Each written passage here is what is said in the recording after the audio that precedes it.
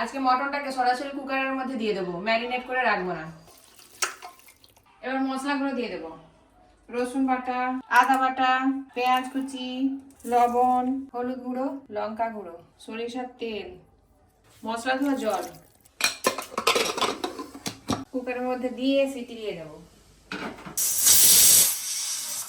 মটনটাকে 3টে সিটি দিয়ে নামিয়ে নিয়েছি। এবার ফোড়ন করে নেবো আর মশলা কষিয়ে নেবো। ফোড়ন বাদামি রঙের হয়ে গেছে, দিয়ে দেবো পেঁয়াজ, রসুন বাটা, আদা বাটা, ধনে, জিরে, শুকনো লঙ্কা আর হলুদ গুঁড়ো দিয়ে দেবো। মশলা বেশ সুন্দর করে কষানো হয়ে গেছে, মশলা থেকে একদম তেল ছেড়ে দিয়েছি। এই সময় ফ্যাটানো টক দই দিয়ে দেবো। মাংসটাও অনেকটা সেদ্ধ হয়ে গেছে, এদিকে মশলাও একদম রেডি। মাংসগুলো ছেঁকে নিয়ে ওই মশলার সঙ্গে একটু কষিয়ে নেব।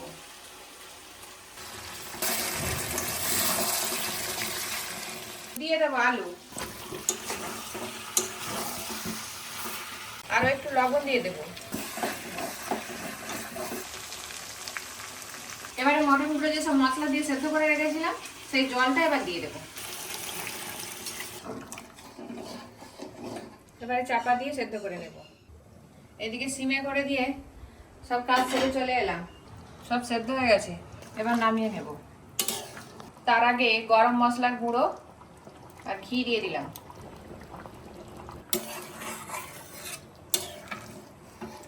মটন একদম রেডি, নামিয়ে নেব।